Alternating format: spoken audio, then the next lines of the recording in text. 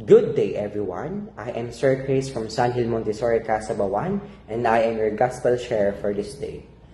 So our Gospel is according to the book of Luke chapter 6, verses 1 to 5. So in this Gospel or in this passage, we see that Jesus walking through the grain field on the Sabbath with his disciples. So they were hungry during that time. So they decided to eat some of those grain, and the Pharisees saw them. So they quickly pointed out that these actions was unlawful on the Sabbath.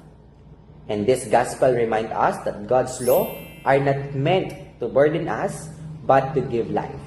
So the Pharisees focused so much on the rules that they forgot the heart of God's law, which is the love, the mercy, and compassion.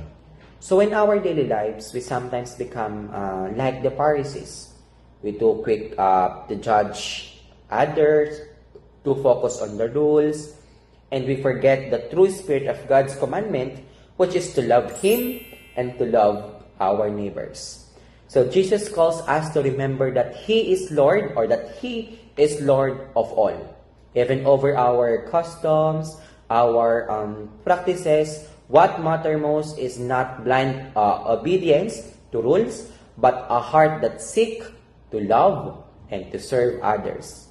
Let us ask ourselves, do I sometimes put rule, routines, judgment above compassion and mercy? May we learn from today's gospel that living our faith means placing love and mercy at the center, because where there is love, there is God. So as I reflect on this gospel, I realize that sometimes I can be like the Pharisees, to focus on the rules, the routine, or what others are doing wrong.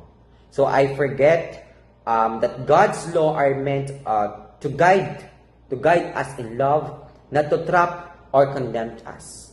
So Jesus shows me that mercy, that compassion, and caring for others are more important than following the rules in a rigid way. So this passage and this gospel teaches me to look at the situation where the heart, with a heart of compassion. So God wants me to live my faith not just by following tradition, but by showing kindness, patience, and love to those around me. So I am reminded that true holiness is not in strict observance alone, but in allowing Christ's love to guide my action. So today, I pray for the grace to live with a heart like Jesus, and that puts love above judgment and mercy above rules.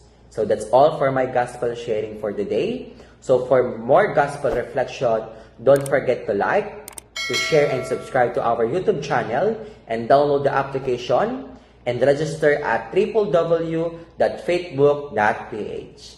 Thank you, and God first.